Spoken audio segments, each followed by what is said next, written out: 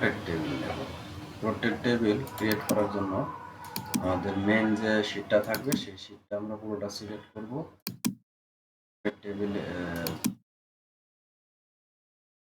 যে প্রোটেক্ট টেবিলে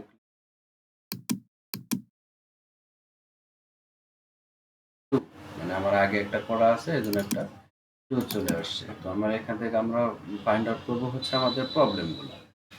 প্রবলেমগুলো লেখা আছে কোথায় আমরা একটু যদি দেখে আসি। লেখা আছে পেন্ডিং রিজিওন, এখানে আমার সমস্ত প্রবলেম লেখা আছে।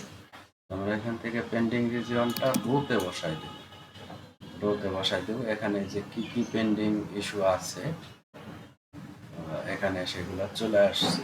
এখানে রো টেবিলের ভিতরে আমরা এখানে পেন্ডিং রিজিওন লিখে দেবো,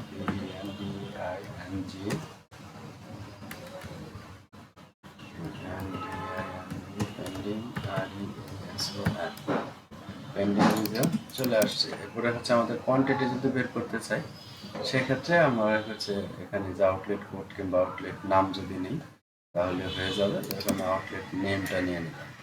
এখানে এই যে দেখাচ্ছে count of outlet name, outlet name 92টা আউটলেটে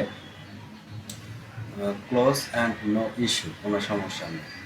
এগুলা দেখতে পাচ্ছেন। আমরা ছোটো একটা নিয়ে নিট চেম্বার একটা, আমরা যদি এটা ডাবল ক্লিক করি এখানে আমাদের আউটলেটটা অটোমেটিক শো হয়ে যাবে। আমরা এটা হচ্ছে ডিলিট করে দেবো। ডিলিট করলে এটা পার্মানেন্টলি ডিলিট হয়ে যাবে, কোনো সমস্যা নেই। কিন্তু তারপরে আমরা যদি আবার এগেন ক্লিক করে আবার চলে আসবে।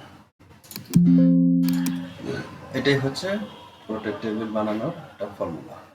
ধন্যবাদ।